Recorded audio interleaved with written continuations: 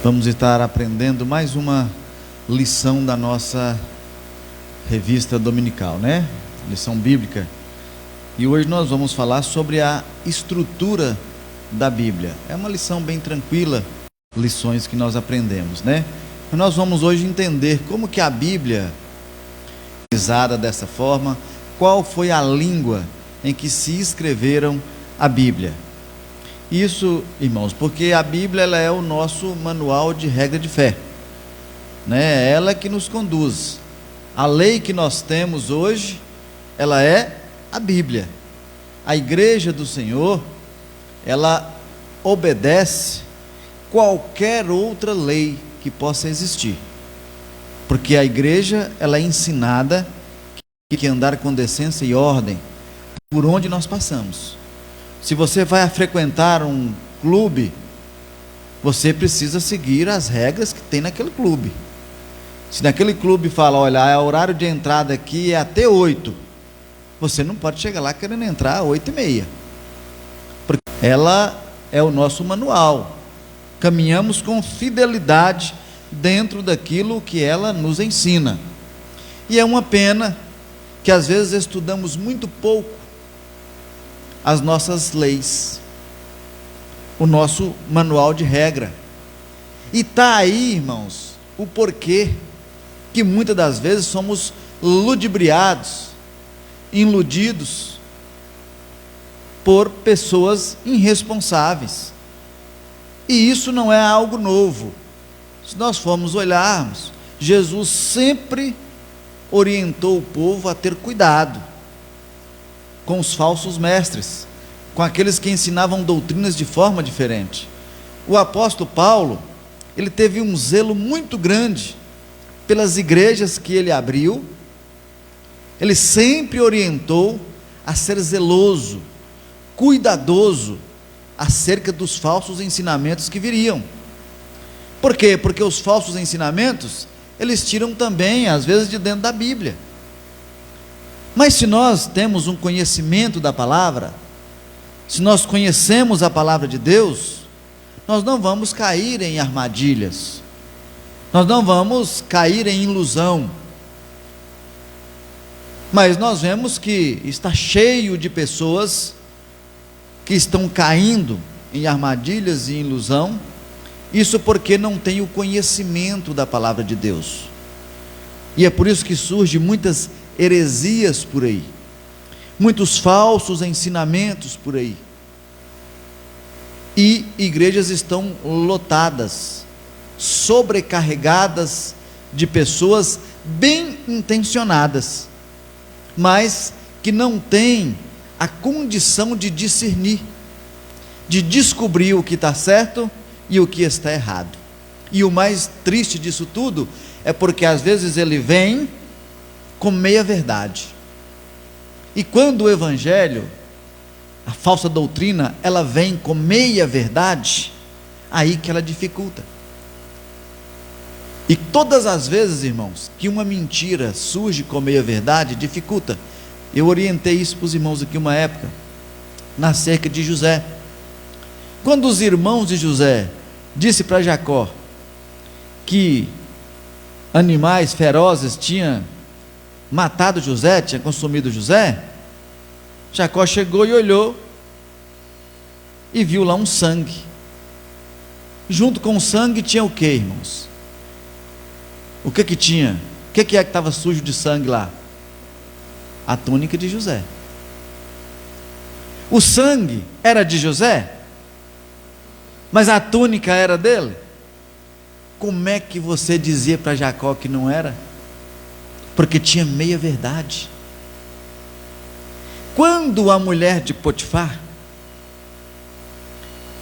ela tentou abusar dele, podemos assim dizer, ela pegou o que dele? Oi? Uma peça de roupa, uma túnica, alguma coisa. Feliz pegou dele. E quando ela falou para Potifar que José tinha tentado violentar ela, era verdade? Mas a veste que estava ali era dele ou não? E aí? E é por isso que nós temos que aprender a palavra do Senhor, porque a heresia, ela vem com meia verdade. Usam-se a Bíblia, usa-se o nosso livro de regra de manual de fé, e vem junto dele, empurra uma série de coisa ruim. E é por isso que nós temos que aprender a palavra do Senhor, conhecer a Bíblia, saber o que nela se traz, saber de que ela se trata. É a Bíblia, irmãos, ela foi muito nos mostrada a importância dela. Ela é vista como espelho, ela é vista como alimento, como pão, ela é vista de várias formas para ser aplicada em nós. Mas o que eu sempre aconselho às pessoas: estudem a palavra de Deus, estudem a palavra de Deus, porque nós estamos sendo todos os momentos assediados por falsos mestres. Há poucos dias eu estava fazendo um estudo bíblico, que eu até falei sobre ele aqui na quarta-feira, a importância de congregar. Irmãos, eu vendo como que a igreja dos hebreus, ela era afrontada com uma falsa palavra, que as pessoas estavam entrando na apostasia,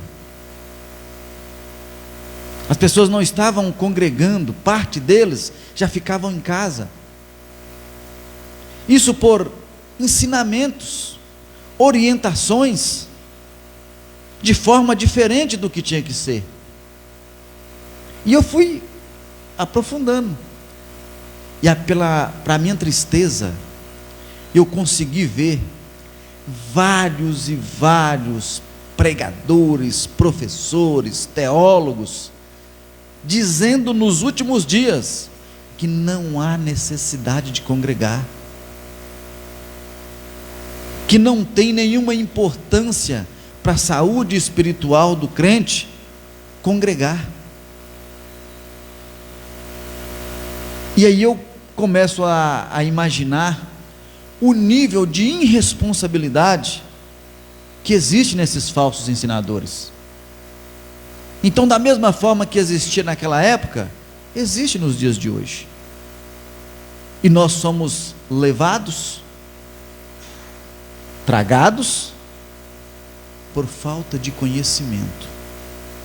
Vamos então, irmãos, entender a estrutura da Bíblia. A definição do termo Bíblia. A palavra Bíblia tem origem tanto no vocábulo grego como no latim. O termo grego biblos significa livro e tem conotação de qualidade sagrada. A palavra Bíblia do latim é um substantivo feminino singular que igualmente exprime a ideia de livro. Por volta do ano 150 depois de Cristo, os cristãos passaram a usar o termo em grego ta Bíblia, os livros, para referir-se ao conjunto de livros inspirados por Deus. O dicionário bíblico explica que o singular Bíblia em latim revela uma unidade de pensamento e uma pureza. Por isso, a coleção dos livros sagrados forma um único livro, a Bíblia Sagrada, chamada também por Paulo de as Santas Escrituras. O que é a Bíblia, irmãos? A Bíblia, ela é uma biblioteca, ela é um conjunto de livros que, um acoplado ao outro, formou um grande livro, ou um conjunto de livros. É isso que é a Bíblia. Por que um conjunto de livros? Porque não foi um livro que pegou e que começou a escrever no Gênesis e saiu lá no Apocalipse. Não.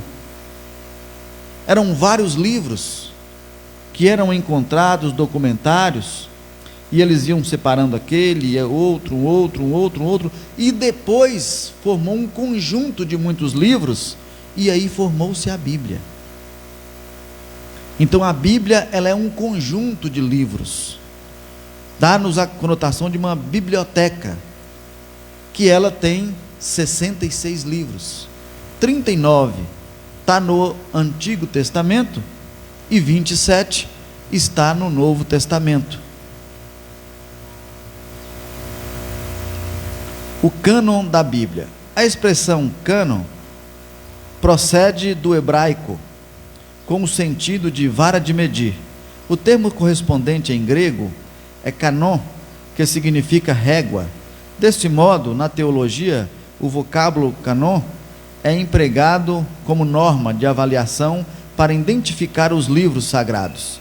Em vista disso, o termo canônico passou a designar os 66 livros aceitos como divinamente inspirados. Os 39 livros do Antigo Testamento e 27 no Novo Testamento. Isso quer dizer que o Espírito Santo guiou o seu povo a reconhecer a autoridade desses escritos como regra de fé e prática. Nesse sentido, o cânon bíblico está completo. Nada pode ser acrescentado ou retirado das escrituras canônicas. E o nome cânon é uma régua que se mede. Aqui está a Bíblia, ela está dentro de uma medida. Eu disse isso para os irmãos um dia, para a gente compreender entre a gente e a Bíblia, que nós, se nós pegarmos, nós vamos entender que lá no Novo Testamento tem um versículo que fala que no final dos tempos ia haver conexão nos ouvidos dos homens, e eles iam fazer o que, irmãos? O que eles iam fazer? Eles iam adaptar a Bíblia a eles. Os irmãos lembram que tem esse versículo na Bíblia? E vinham homens que eles iam pegar o que? Eles iam pegar a palavra e adaptar a palavra a eles. E qual que é o correto? É nós adaptarmos a palavra a nós, ou nós nos adaptarmos à palavra? Nós precisamos adaptar a palavra, a medida, a palavra. Se eu vou passar nessa porta, eu disse isso, essa porta é a Bíblia. Se eu vou passar nela e eu não estou cabendo dentro dela, eu preciso me diminuir. Se eu estou muito menor, eu preciso encaixar dentro dela. Aqui o sentido não é esse, o sentido aqui é a forma com que se organizou a Bíblia, a medida, porque a Bíblia, irmãos, ela não foi de forma aleatória que aconteceu. A Bíblia, ela houve aprovação, usaram métodos. Podemos assim dizer que o cânon, ele é a medida que se fechou. Tinha métodos, homens inspirados pelo Espírito Santo, que aprovaram, dessa forma aqui está certo, aqui está correto. E o mais importante que eu acho na Bíblia, é que Deus, ele protegeu tanto a sua palavra, que nunca conseguiram, irmãos, nunca conseguiram colocar uma heresia dentro da Bíblia. Você vai ver aí, alguns estudiosos falaram, uma heresia que está na Bíblia. A Bíblia, ela é verdadeira. A Bíblia, ela é real. Homens podem distorcer a sua forma. Todas as vezes que foram querer aumentar a Bíblia, que foram querer mexer na palavra de Deus, não conseguiram. E a gente se alegra, e eu disse isso aqui um dia, porque mostra a fidelidade que a Bíblia é com o Senhor e Deus com a sua palavra, que ela ficou sob o domínio da Igreja Católica por muitos anos. Por muitos anos. E eles não acrescentaram nada nela. Porque se ela tivesse sido mexida, eles não tinham precisado colocar livros apócrifos entre o Antigo e o Novo Testamento. Eles poderiam mexer nos livros que já estavam escritos. Então mostra que se você tirar dali os livros apócrifos, eles pregam e ensinam contra a própria Bíblia.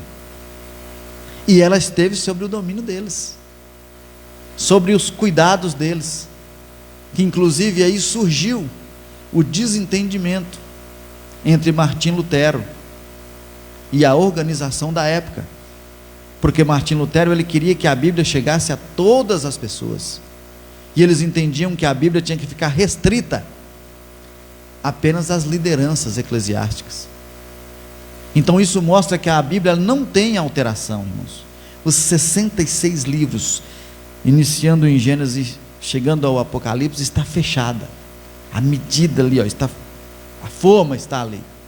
Ela não cabe emenda.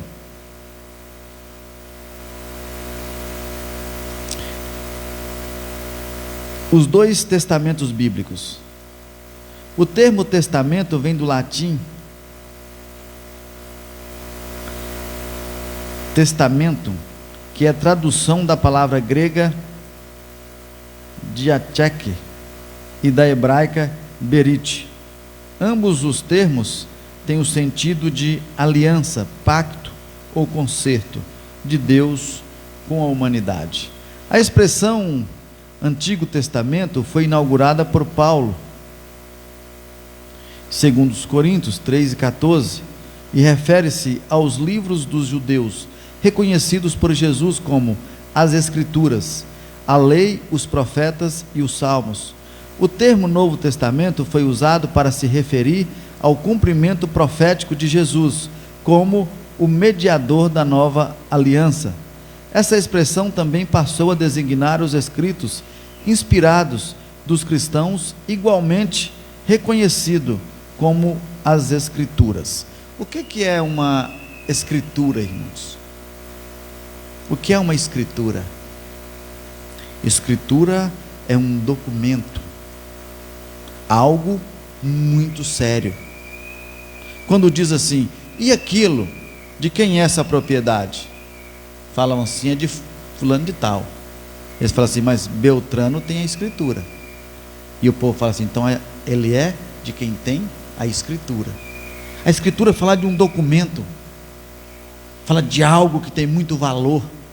No sentido bíblico, fala de aliança, de concertos, fala de tratado. Não é assim?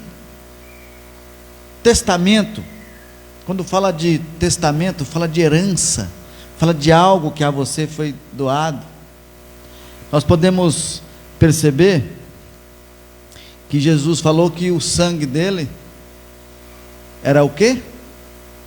Testamento do... Lembra?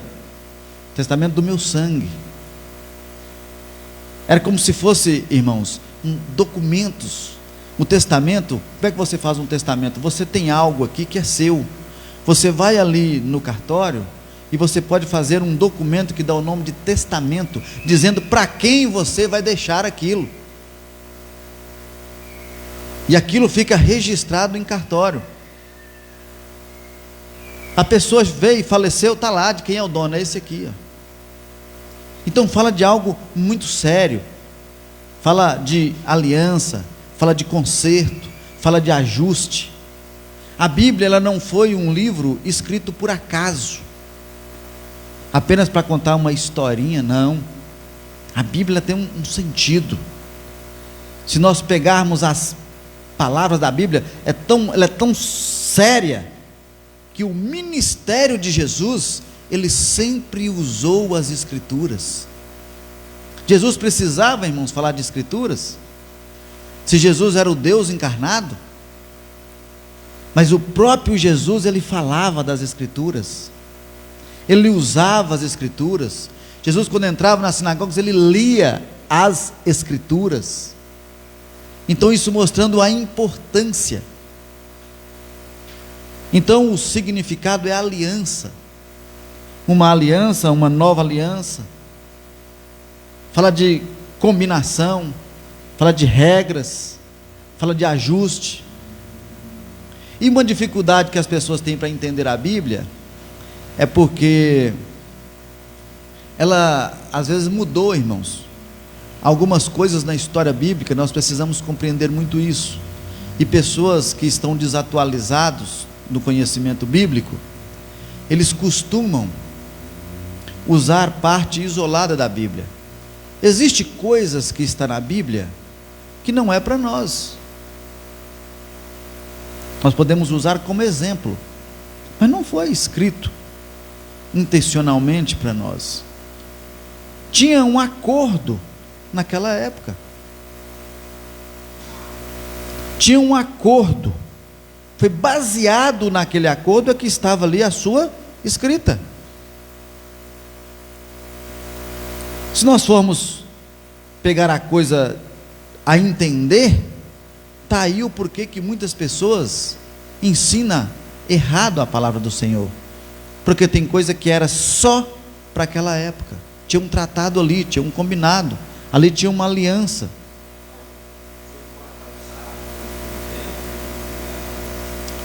Irmãos, justamente a questão, guardar o sábado, foi justamente Jesus, quando Jesus veio, e Paulo, os desentendimentos que a igreja de Jerusalém não estava concordando com Paulo, era justamente o que Paulo estava querendo dizer para o povo, assim, olha, não, gente, tem uma nova aliança, surgiu uma nova aliança. Ah não, mas lá está escrito que tem que guardar o sábado. Lá podia apedrejar quem não guardasse o sábado. Pode apedrejar? Então estão cumprindo parte, apenas parte. Então está aí, irmãos, o porquê que pessoas se agarram a pequenas partes da Bíblia. Mas isso tudo é o que eu estou dizendo para os irmãos, porque você precisa estudar, para você conhecer, para você entender o que está dizendo. A Bíblia tem uma outra coisa importante, é que a Bíblia não omite acontecimentos.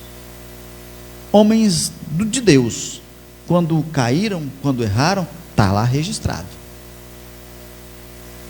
A Bíblia ela é fiel aos seus acontecimentos, e é tanto que a Bíblia, os personagens da Bíblia, se você tirar Jesus, toda escrita contando relatos e histórias de vivências de gente como a gente, de seres humanos. Está aí o porquê de muitas tropeções, de muitas falhas, porque eram homens sujeitos a erros. Mas precisamos ter o cuidado para entender, parece que foge um pouco da estrutura da Bíblia, mas para facilitar para nós, ter o cuidado com doutrinas que vêm com partes isoladas da Bíblia, porque isso já foi motivo de desentendimentos lá atrás. Eu disse para os irmãos aqui, da igreja, a igreja lá dos judeus, dos hebreus, que já estava entrando na apostasia, um povo que teve uma base, pessoas ali que tinham conhecido de perto o ministério de Jesus, sabiam de tudo, estavam tropeçando. Precisamos ter cuidado, tratar com zelo para conhecer a palavra do Senhor. Se você tem dúvida em algo, procure alguém da sua confiança, homem de Deus, mulher de Deus, que possa orientar melhor, mas não aceita qualquer coisa que vem por aí não, porque eu estou horrorizado com tantos falsos ensinos que nós vemos, e que vem, como eu disse com os irmãos, com meia verdade, e aí que complica, né? Vamos andar mais, irmãos.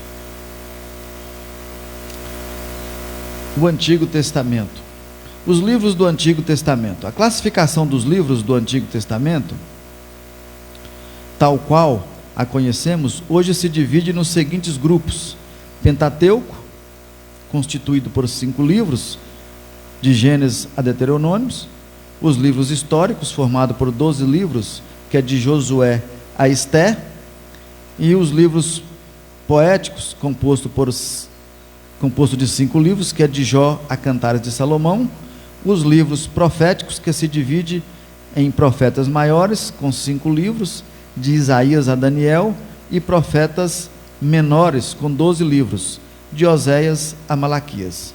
A divisão utilizada pelos judeus era tripártida: lei, os profetas e os salmos ou escritos.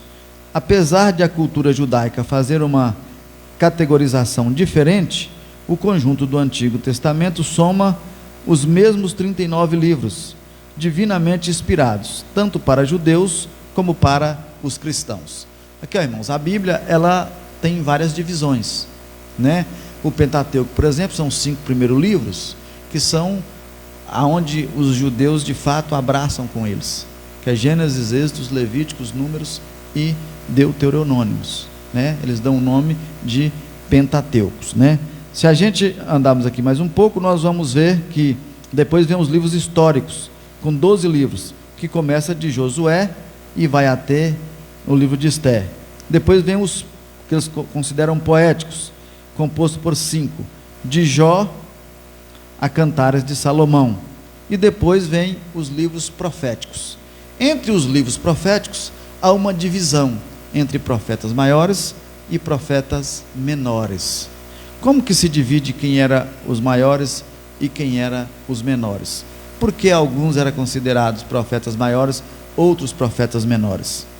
Talvez alguém pode imaginar, isso é porque os profetas maiores tinham mais importância, eram pessoas que tinham um reconhecimento maior. Não, é pelo tamanho da sua escrita. Aquele que escreveu um volume menor é considerado profeta menor, está entre os menores. O que tem um volume maior está considerado entre os profetas maiores. Aí está a divisão dos livros proféticos. Na Bíblia dos judeus, o Antigo Testamento, ele tem apenas 24 livros. Se a Bíblia nossa e a deles são a mesma, por que o deles tem 24 livros, irmãos? Apenas 24. E que lá se divide apenas em 3 grupos. É porque lá eles pegam 1 Samuel e 2 Samuel e faz um livro só. 1 Crônicas, 2 Crônicas, um livro só. Lá eles juntaram alguns livros. Quando foram mexer nisso, para facilitar a compreensão, houve ali uma divisão. Mas quando você pega de Gênesis a Malaquias, é fiel às escrituras de Gênesis a Malaquias, de Malaquias a Gênesis, indo e voltando. Então, os 24 livros deles correspondem aos 39 da nossa Bíblia. Não é diferente, apenas a divisão de livros é que é feita de forma diferente. Tudo que está na Bíblia do povo hebreu está na nossa Bíblia. Tudo que está na nossa Bíblia está na Bíblia deles. Inclusive nós precisamos agradecer a Deus todos os dias por causa daquele povo, porque eles tiveram o cuidado de preservar, irmãos, os livros bíblicos para chegar até nós, as escrituras para que elas chegassem até nós, porque senão a gente tem muita dificuldade. Mas eles foram fiéis porque tudo começou lá.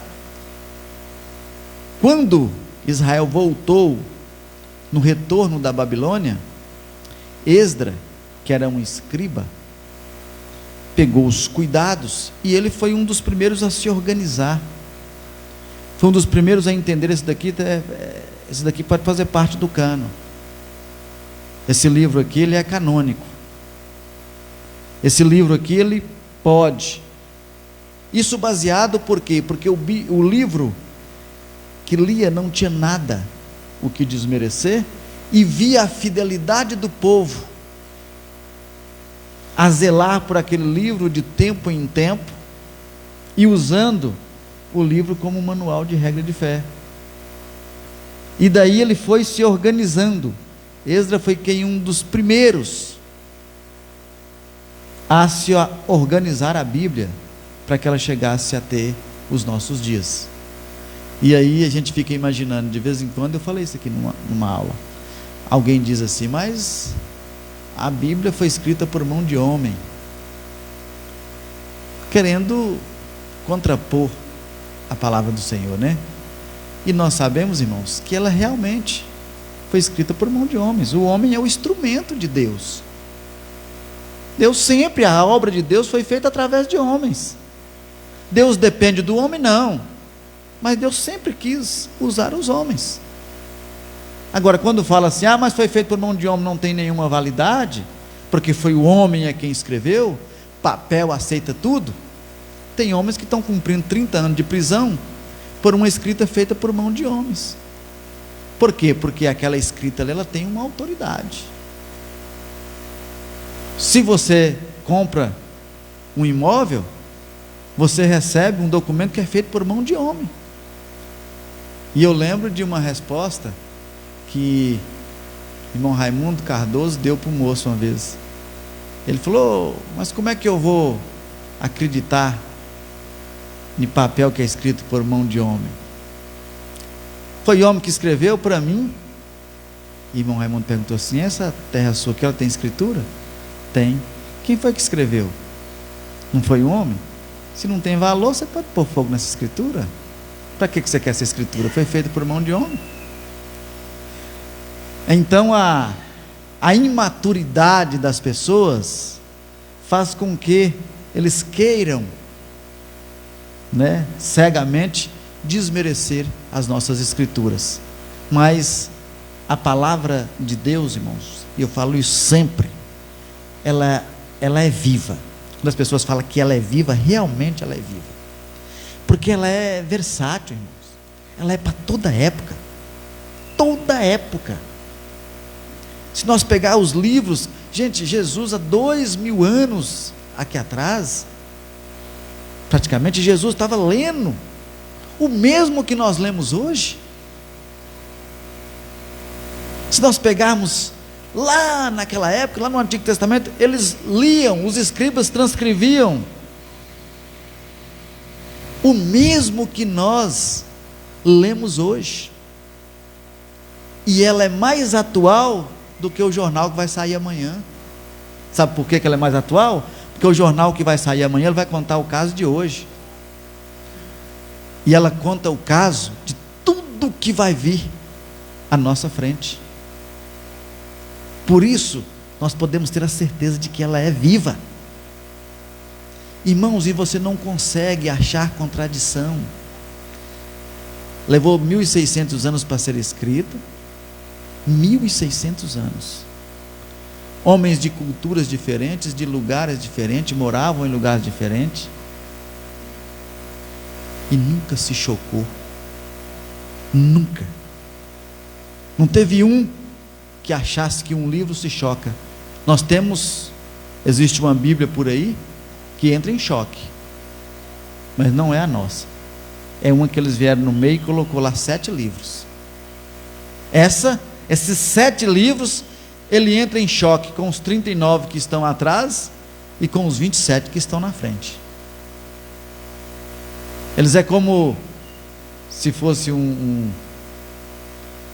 vamos imaginar assim, um espinho que está ali dentro. Mas a nossa Bíblia não entra em contradição. A canonicidade do Antigo Testamento. Existem 3 fatores basilares para a avaliação de um livro canônico: a saber, a inspiração divina, que atesta se o livro é inspirado pelo Espírito Santo; reconhecimento do povo de Deus, que atesta se o livro era aceito como autêntico por seus primeiros leitores; a preservação pelo povo de Deus, que atesta se o livro era conservado como palavra de Deus. Por conseguinte, a confirmação desses elementos revela que desde o início os livros do Antigo Testamento foram recebidos e guardados como inspirados e autorizados por Deus, dotados de veracidade e de autoridade. É o que eu já disse para os irmãos. Os livros da Bíblia não foi chamou alguém e falou: escreve aí. Não, irmãos. Ele tinha uma avaliação severa. Uma avaliação severa. Primeiro era examinado realmente isso aqui foi inspirado pelo Espírito. Homens de Deus, fiéis ao Senhor, avaliavam, não, isso aqui sim. Mas espera aqui, o povo guarda o que está escrito aqui? O povo é obediente a isso aqui? É. Há longas e longas datas, tinha uma série de fatores. Particularidades do Antigo Testamento. Quase a totalidade dos livros foram escritos em hebraico, chamado na Bíblia de língua de Canaã. Algumas porções foram escritas em aramaico, uma espécie de dialeto que deu origem à língua árabe. O último livro canônico foi o do profeta Malaquias, que o concluiu antes do ano 430 a.C. Desde então, nada mais pode ser acrescido ao cânon do Antigo Testamento.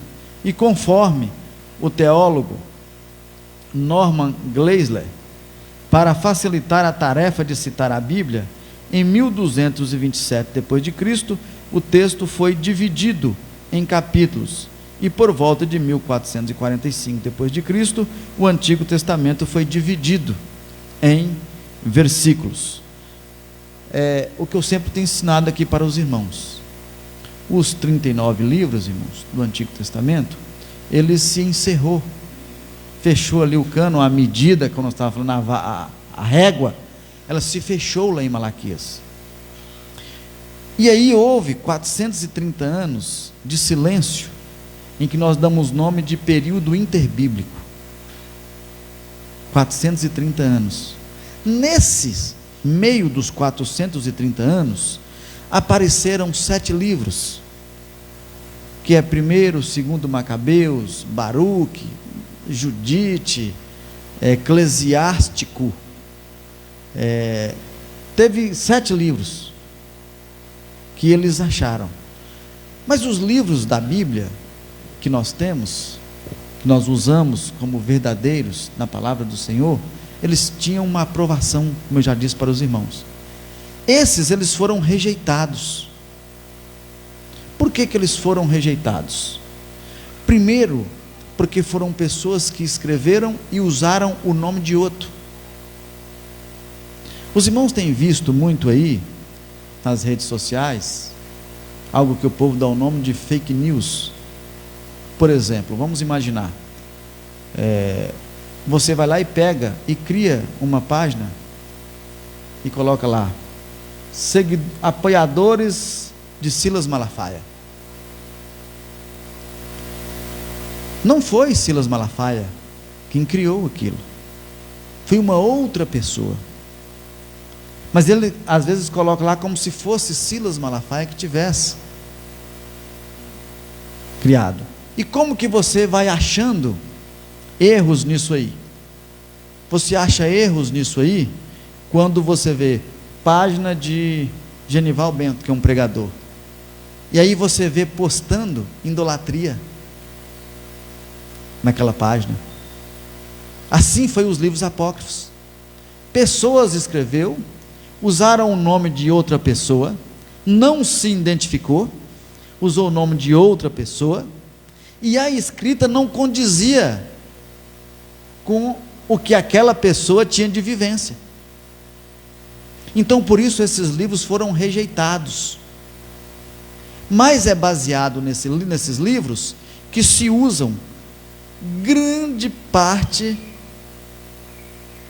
dos ensinamentos errados que existe na instituição que usa essa Bíblia. Porque eles acham e abrem lá na Bíblia. Vamos abrir aqui em 2º Macabeus. Vamos abrir aqui no livro de Baruque, aqui fala da ascensão de Moisés, coisa que não está. Aí isso aí vai lá e choca com Deuteronômio. Vai lá e choca com os primeiros livros escritos, aonde conta a história de Moisés. Mas aí foram escrituras irresponsáveis.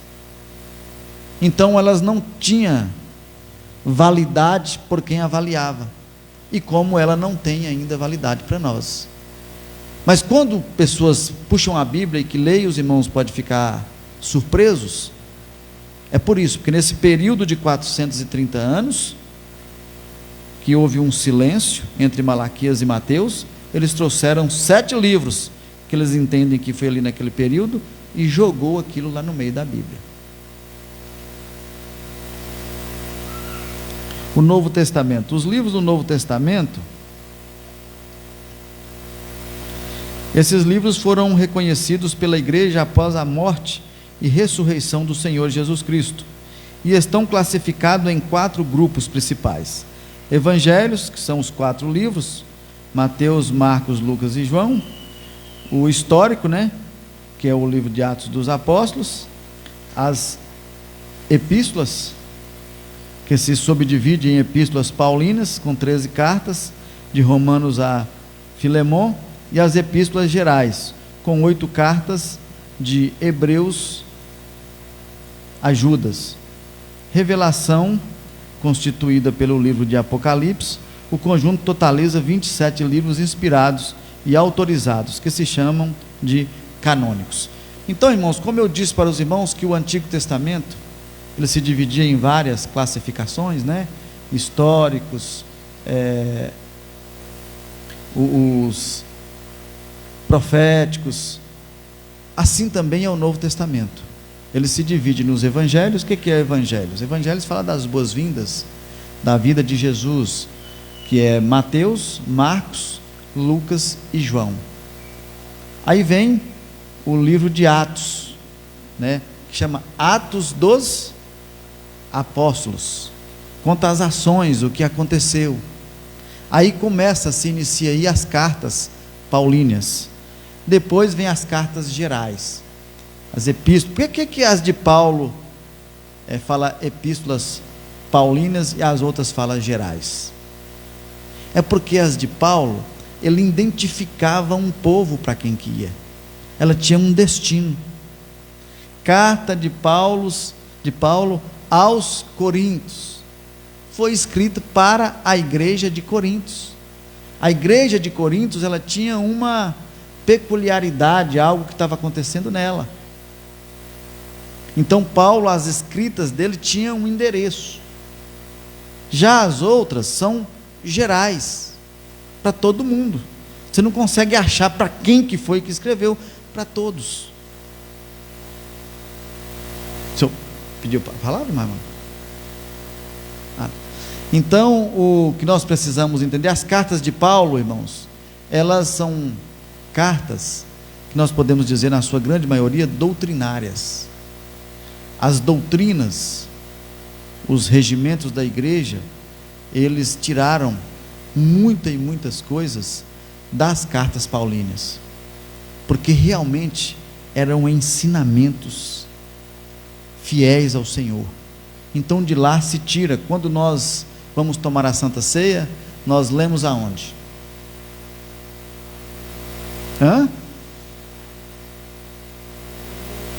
Aonde, irmãos? Em Coríntios. Por quê? Por que nós lemos lá em Coríntios? Por que é, irmãos? Porque lá em Coríntios estavam celebrando a ceia de forma que Paulo entendia que não estava condizendo. Aí ele ensinou a forma correta que deveriam usar. Essa forma correta nós passamos a usar ela com base nas orientações de Paulo. E Paulo recebeu de quem a orientação? Assim como eu recebi eu também vos ensinei. Então mostra que é tão verdadeiro. A Santa Ceia, irmãos, nós tomamos ela orientada dentro dos trâmites de que Paulo ensinou, orientou. Embora lá na época tinha uma alimentação, tinha isso, tinha aquilo, mas a forma que a igreja faz hoje, ela condiz. E eu louvo muito a Deus, porque nós estamos aqui estou aqui há quase 40 anos, e segue fielmente,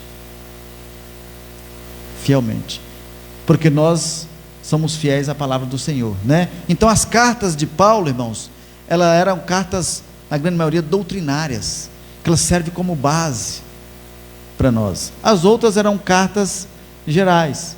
Já o Apocalipse era uma revelação. E eu, mudando aqui um pouquinho o assunto, Mas eu achei interessante, Beto gosta muito de falar isso, que por falta de conhecimento, às vezes a igreja, e era isso também acontecia lá nos Hebreus, se valorizam tanto quando se fala nos anjos, né? E eu vendo lá no Apocalipse, eu fazendo um estudo há poucos dias, porque quando você diz assim, irmãos, algumas igrejas de pouco conhecimento, irmãos, Jesus se faz presente aqui nessa noite, o Espírito Santo se faz presente aqui, os irmãos, glória a Deus. Mas quando fala assim, eu vejo aqui pelos olhos da fé um exército de anjos que passeia aqui, a igreja e enche. E a gente precisa ter muito cuidado, irmãos, com como tratar dentro do conhecimento com os anjos, porque a igreja dos Hebreus parte dela, estavam chegando ao ponto de adorar anjos. Mas aí nós vemos que João, quando teve a visão do Apocalipse, ele viu um dos anjos ali, ele pegou e joelhou, e o anjo pegou e falou, opa, levanta, eu sou conservo seu, eu sou servo igual a você. Então corre um sério risco de uma igreja que, se alguém glorificar os anjos e realmente o anjo estiver ali, qual o risco dele pegar ele para o braço e falar, opa, para com isso aí, eu não sou digno disso não. Então isso eu tirando esse estudo do livro de Apocalipse. Então, irmãos, o Novo Testamento ele se iniciou lá em Mateus e se encerrou em Apocalipse. Tentaram colocar livros depois disso aí, mas o cânon fechou, a régua de medir fechou ali. Então nós temos os 27 livros, né? Eles estão em ordem cronológicas, irmãos? Não, tem livros que foram escritos primeiros, que estão por últimos, mas na hora de montar, de organizar, que se organizou de forma para ficar mais fácil o entendimento. Não está escrito, os livros ali não estão dentro da cronologia do tempo que se escreveu. Não quer dizer que o primeiro livro que foi escrito foi o de Mateus. Não, segundo historiadores, um dos primeiros livros a ser escrito foi Gálatas e Tiago, que foi em 49 depois de Cristo. Mas eles estão lá na frente. Isso para facilitar o entendimento. Senão você ia pegar um livro que ia estar contando a história da igreja, e depois você ia começar a achar um livro contando a história do nascimento de Jesus. Então se organizaram de forma a nós compreendermos.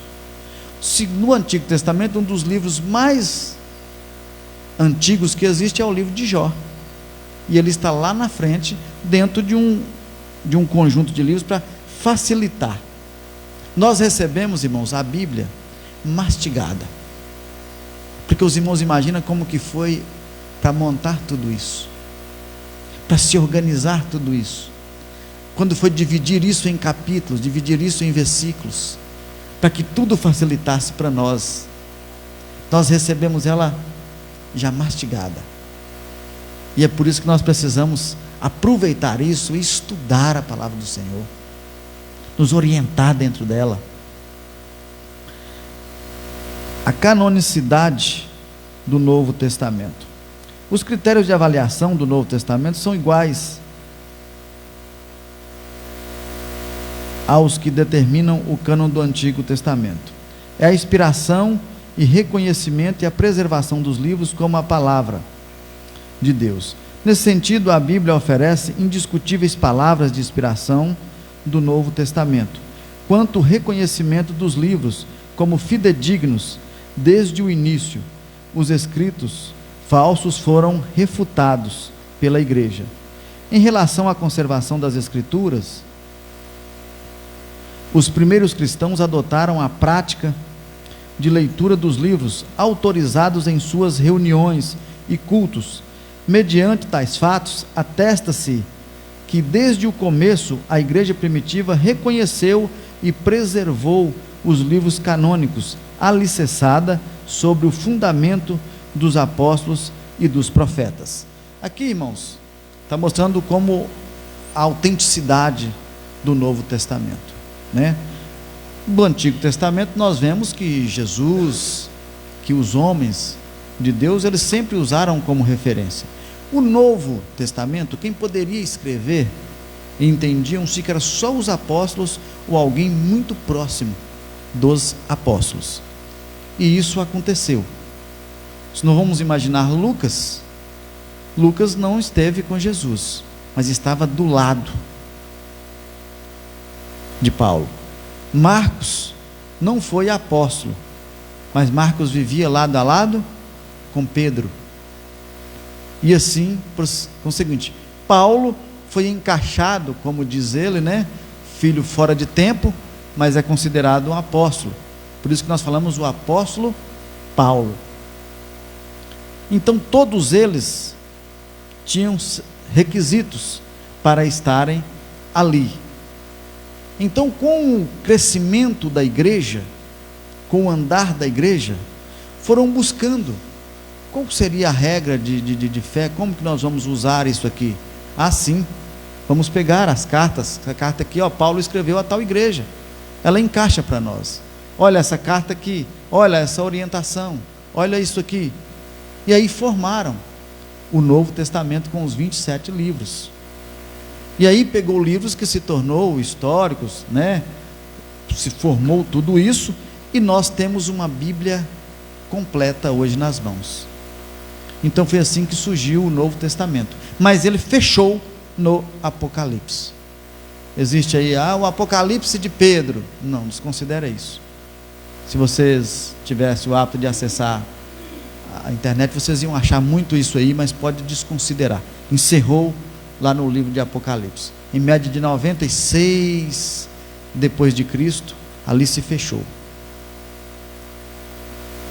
A particularidade do Novo Testamento. Todos os livros do Novo Testamento foram escritos em grego, koiné, um dialeto comum e presente por toda a cultura de fala grega, e que muitos auxiliou na propagação do Evangelho, nos primórdios do cristianismo. Algumas expressões, mesmo redigidas no vernáculo grego, possuem significado em aramaico. Dentre elas, citamos Talita cumi, menina levanta-te, Abapai, lite, pai, pai, meu pai, Elohim, Elohim, lama sabachthani, Deus meu, Deus meu, por que me desamparaste? O conjunto dos livros canônicos foi escrito antes do término do século I.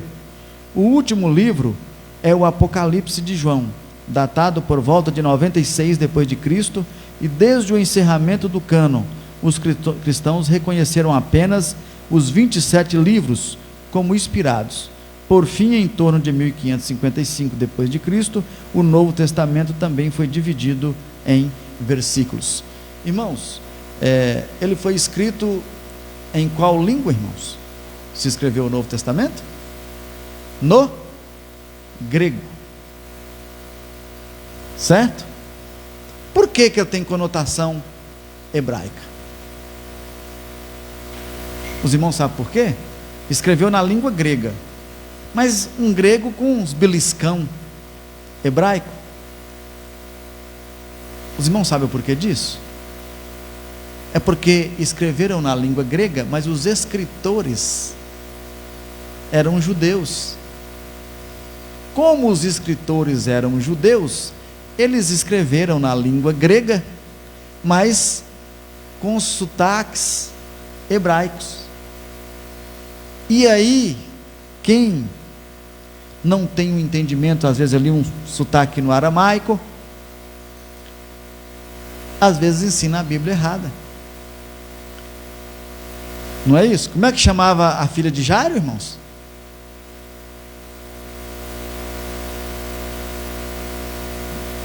Bora lembrar aqui, olha.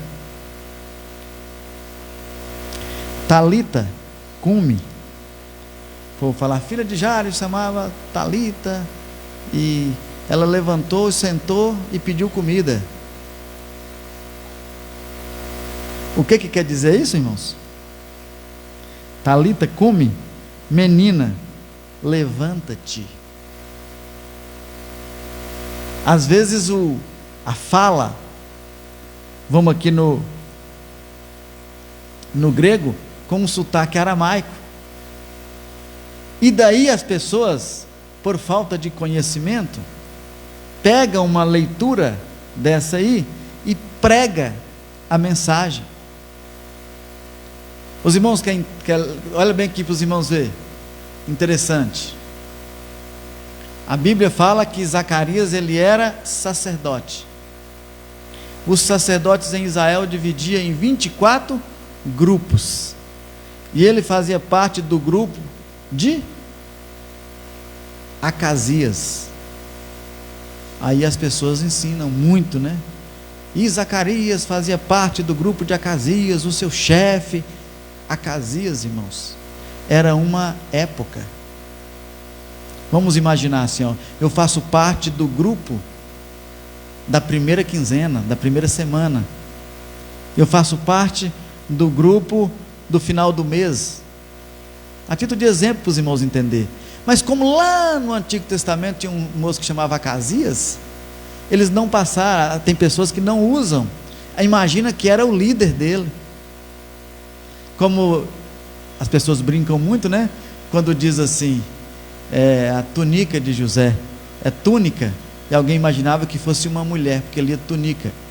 Então nós precisamos ter o zelo, cuidado para a gente entender. Ela foi escrito no grego, mas foi escrito por judeus, por isso que ela tem uma conotação,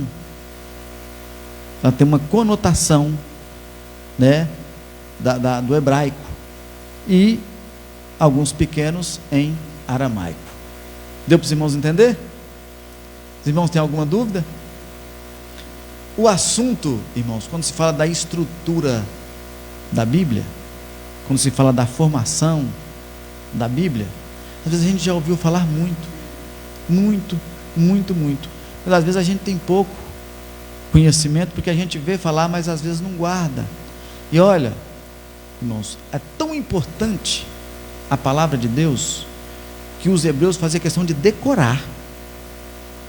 Eles decoravam. Eles tinham tanto zelo pela palavra que eles decoravam. Quando você vê um advogado que está ali todos os dias nos livros, nas leis, discutindo, assim era aquele povo na época com a Bíblia, com a palavra do Senhor, aprendendo. Mas às vezes nós passamos tantos anos com ela debaixo do braço e abrimos ela pouco.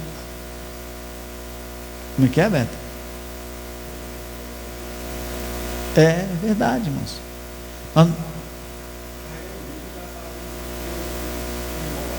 Isso. É tanto que ele chamava de e abriu o rolo. Para a escrita da Bíblia, irmãos, quando os escribas iam escrever, quando aquele povo ia escrever a Bíblia, tinha que ser a pele, o couro branquinho do animal. Toda vez que ia escrever o nome de Deus, tinha que lavar a ponta da caneta. Eles tinham que escrever, mas ele não permitia, pastor, que você pegasse aqui, olhasse aqui e escrevesse, não. Tinha que falar o que você estava escrevendo, para não ter alteração, a fidelidade, o zelo que era. E às vezes a gente recebe hoje e estudamos pouco, e quando alguém estuda qualquer um pouquinho, fica parecendo que é um astro. E aí, como diz Marcos Feliciano, né? Na terra de cego, quem tem um oi vira rei. A pessoa estuda pouco, tão pouco, mas como tem tanto pouco conhecimento, que parece que ele sabe demais. Não é ele que sabe tanto, é a gente que sabe pouco. Porque as revelações que nós vamos achando na Bíblia, as orientações que nós vamos achando na Bíblia, nós ficamos de boca aberta. Quando nós vamos ver, é porque faltou um pouco de estudo para nós adquirirmos o conhecimento. Amém, irmãos? Eu vou estar passando a palavra para para o pastor, para Beto, que vai estar fazendo a conclusão.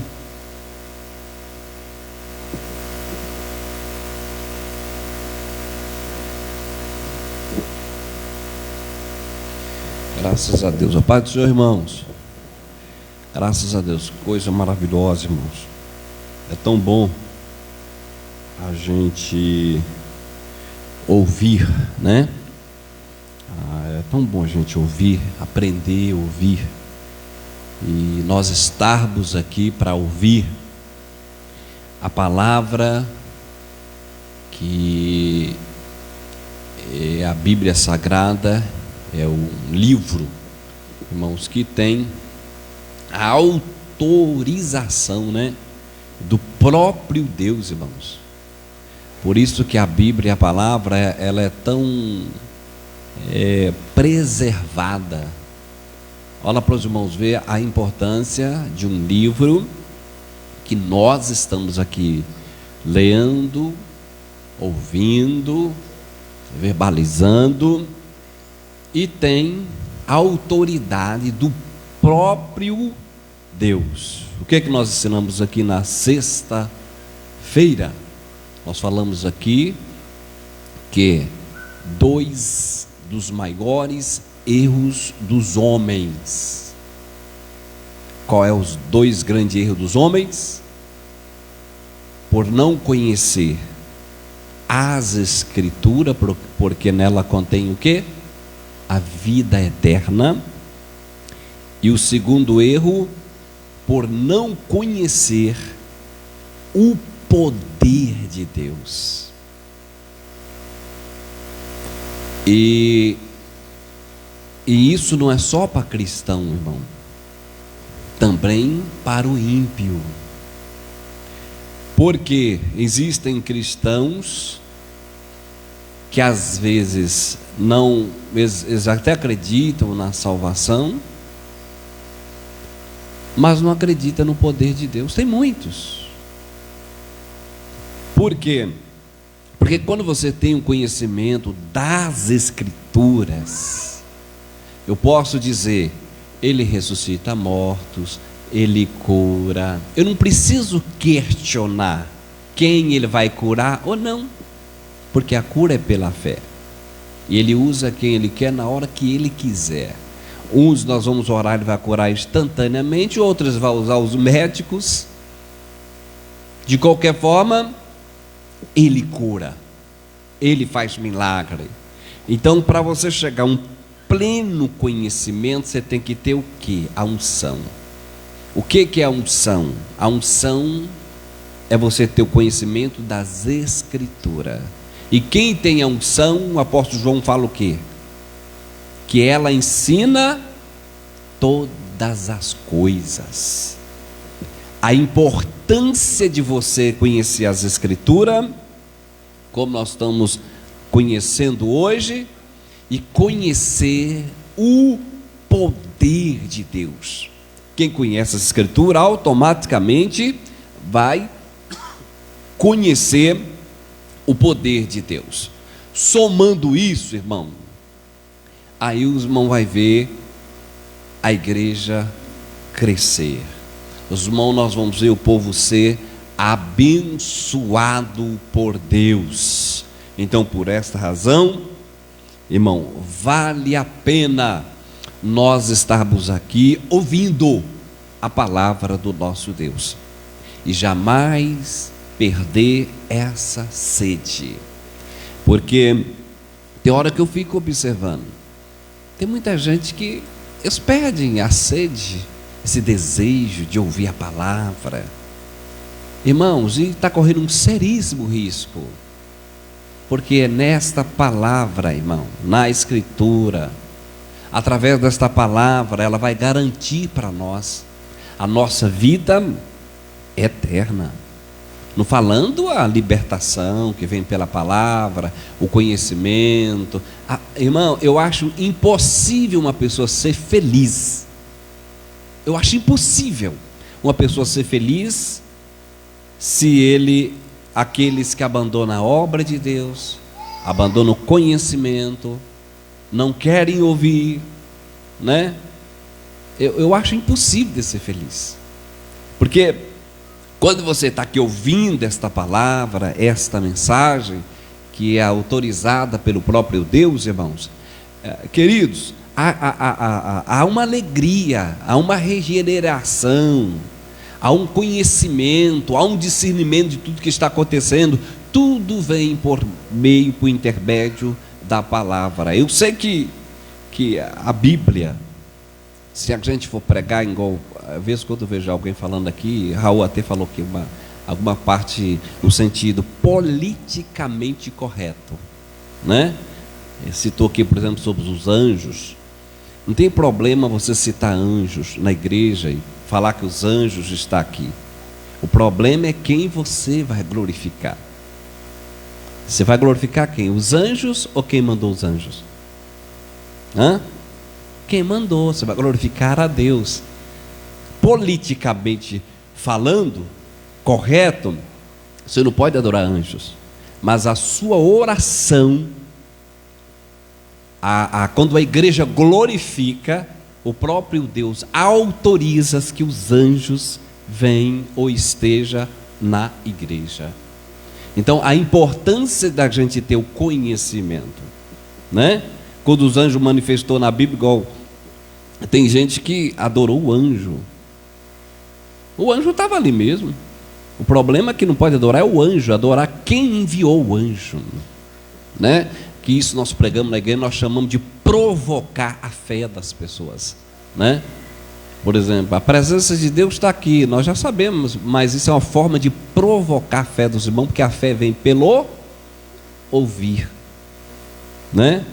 Então, politicamente, mas quando você entra numa escola bíblica dominical, você passa a ter o conhecimento de uma forma abrangente, a sua mente abre, e você entende então quando tem uma pregação.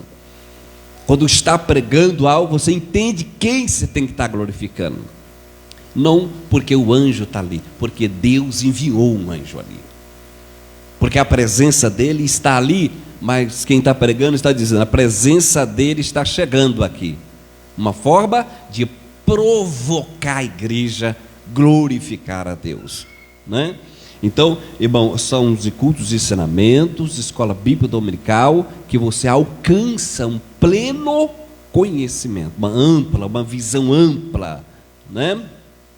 A Bíblia, eu ensinei na sexta-feira aqui, é por isso que Deus coloca pastores, ministros, para dar instrução, né? Para que você tenha instrução da palavra, e que nós possamos, irmãos, sempre ter essa sede de ouvir e de aprender a palavra do nosso Deus. E o que as crianças aprenderam?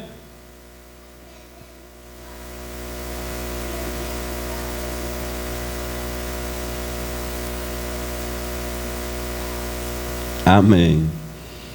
Deus abençoe a professora Simone, está com uma menina pequena. Quando um menino pequeno assim, irmão, você não sabe como é que é, né?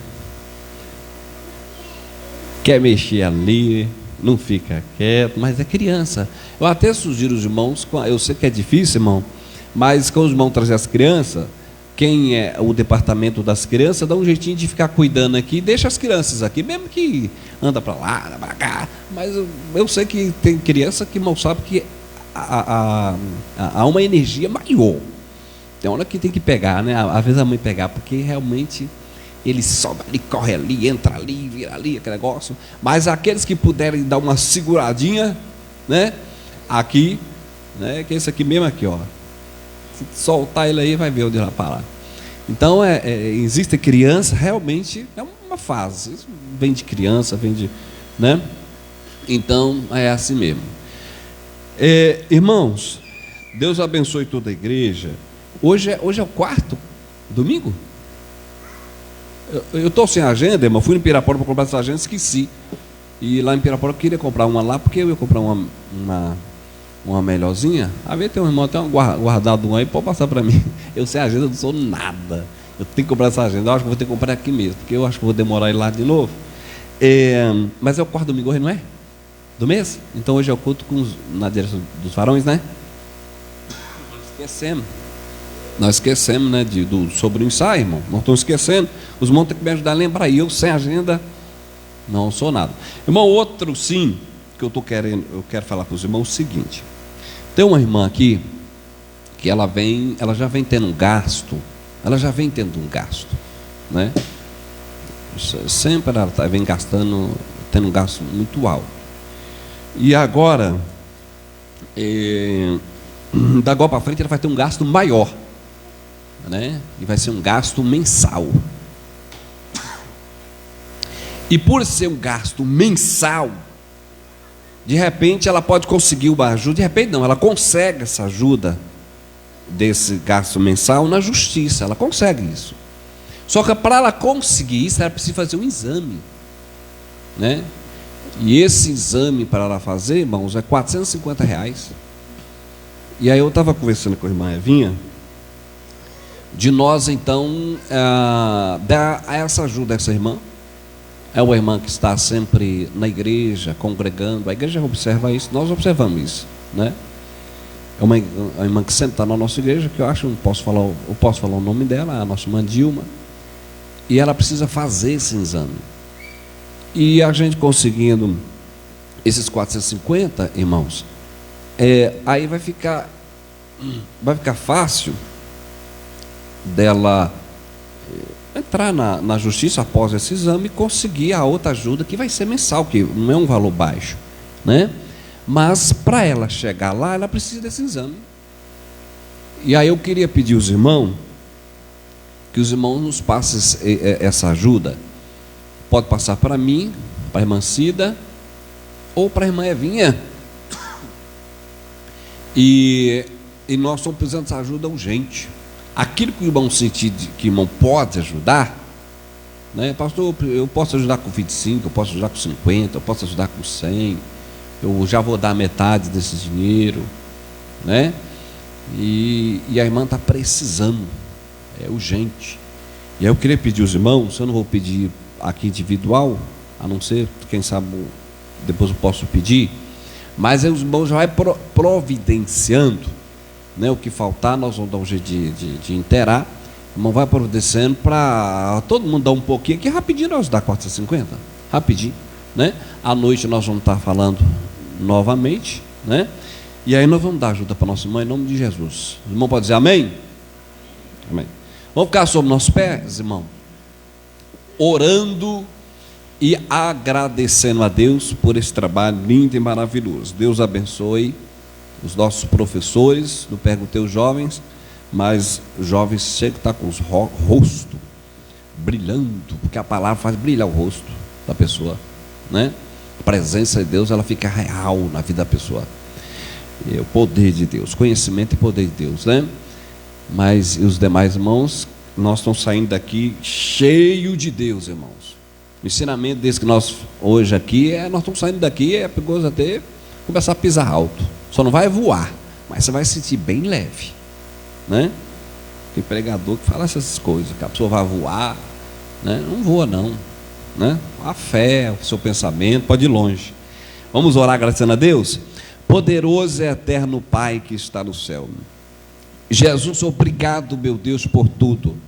Continua abençoando esta igreja, continua abençoando os professores, nosso professor, meu Pai, que trouxe aqui uma palavra, meu Deus, de uma profundidade, meu Pai. Que o Senhor continue nos abençoando, nos dando sempre esta oportunidade, e pessoas dedicadas à Tua palavra, para que nos possa passar instruções, meu Pai, da Tua palavra.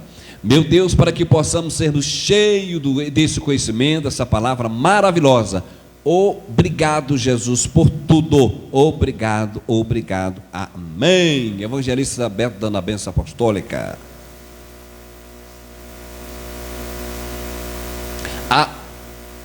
Amém. Todo mundo almoçando agora, irmão, lá na sua casa.